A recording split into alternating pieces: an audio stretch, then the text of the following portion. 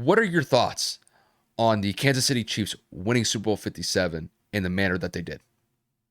I mean, obviously kudos to the Chiefs. Let's just start off with that. Obviously the better team won today in terms of who was able to execute more when it mattered the most. Obviously going for the Eagles with, my girlfriend and her family and, celebrating and blah, blah, blah, blah, blah. So, shout out to Kansas City for pulling out the W. That's the most important piece. Let's not forget to acknowledge that. And obviously big kudos to Patrick Mahomes.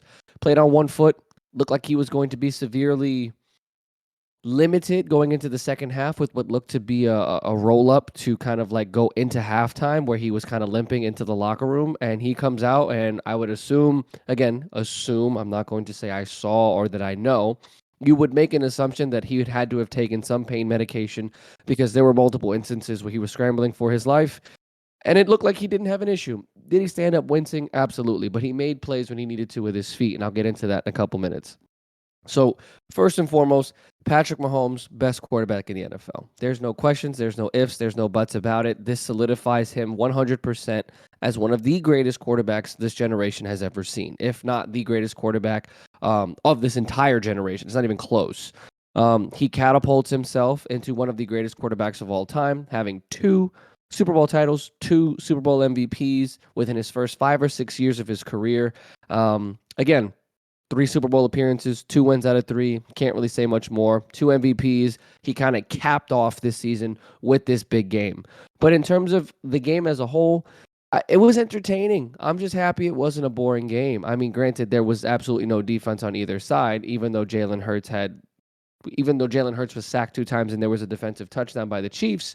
It was shot for shot for shot for shot, kick for kick, and it was entertaining again to watch. There was nothing boring about this game. There were some questionable play calls on the Philadelphia side. You can kind of make the argument that some of them were kind of just awkwardly placed and, wrong time or bad time, wrong situation, or bad place, bad time, however you want to break it down. But, obviously like Kyle said, that holding call was questionable at best.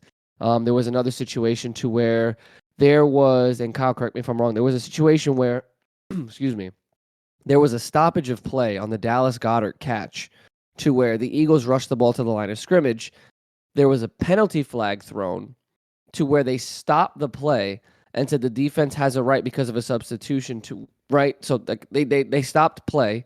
And then Kansas City was able to challenge, which thankfully Philadelphia won, which I don't think they should have because I don't think that was a catch by Goddard because it looked like he lost possession. There were just some instances it really looked like the refs were trying too hard to have Kansas City be put in a position to win. It was very, very, very odd. It was situational things like that penalty, the holding penalty. I really can't stick my finger on it. I'm not trying to sit here and say that the league is fixed or that this was scripted, as people love to say, because it's trending right now. But overall, like I said, in my personal belief with what I saw, it looked like there were some questionable calls. But it's neither here nor there. We talked about it on the Fumble Rooski podcast a few weeks ago. You cannot let a game fall or come down to the end of a penalty. You cannot let the referees decide that. And it's like Kyle also alluded to that we'll talk about a little bit more in detail. Philadelphia's top defense, top pass rush. Where were you guys? Like, we talk about dreams and nightmares. This was a nightmare. This is horrible. Like, I felt like Kansas City's offensive line just dominated the line of scrimmage to the utmost of its capabilities. Like Hassan Reddick, Javon Hargrave, obviously Jordan Davis, Brandon Graham. They were just a no-show. They could not get Patrick Mahomes. They couldn't touch him. And again, he was on one leg. Like, if he was fully healthy, I feel like Philly gets blown out in this game. If I'm being completely honest with you, I feel like this is a whole different narrative if Patrick Mahomes has no injury limiting him because they weren't able to stop him. He was 21 to 27. He didn't have the most yards in the air, but he had 3 touchdowns. He had no turnovers. He had a pass rating of 132. Like, this is what you need from your superstar quarterback, and he was on one leg. So shout out to Kansas City's offensive line. Shout out to Patrick Mahomes playing injured and playing through it and dominating at that. And I think that the offenses of both teams were incredible. Jalen Hurts did everything he needed to do outside of that Hail Mary that was a failed attempt. And then, of course, that strip sack fumble that led to the defensive score. But, I mean, again, this was an entertaining game. Both teams were able to pull out all the stops, every single thing that you can ask for in terms of entertainment. going down to the wire. I thought that this is one of the better Super Bowls that we've had in quite some time. And, overall, again, Kansas City hoists up the trophy. And again, shout out to the Chiefs. They won. A lot of people doubted them. Most people picked Philly to win, Kyle and I included. And Kansas City comes out on top.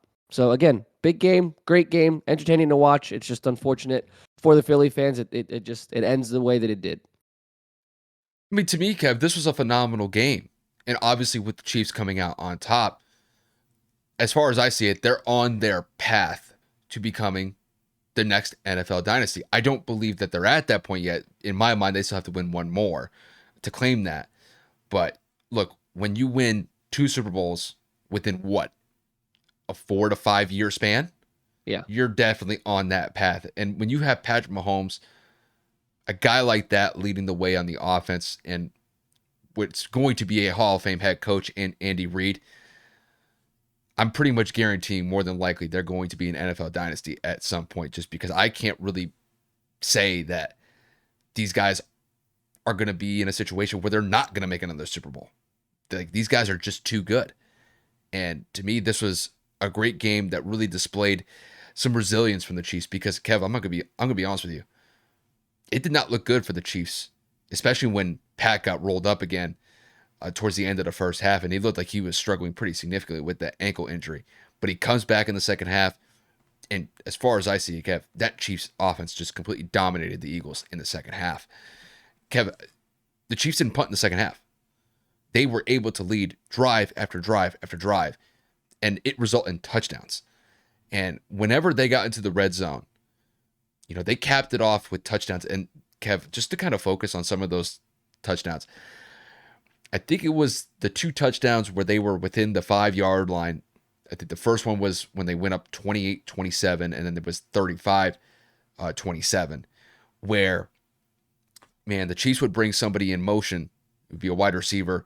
I forget who caught the two touchdowns, but no matter who it was, bring the guys in motion, and man, the Eagles corners just bit down so hard on those guys running, thinking that they were going to run across the middle, but when they whip it back out to the flat, nobody on the Eagles secondary was able to cover the flat, and those were just walk-in touchdowns for the Chiefs.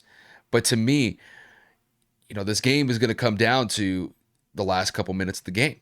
The Eagles, they're able to march down the field, tie the game at 35 apiece, and then the Chiefs, big time plays by Patrick Mahomes, set the Chiefs up inside the red zone, and it comes down to a 3rd and 8, 3rd and 7, and James Bradbury gets called on that holding call. We'll have a lot more to say about that later on.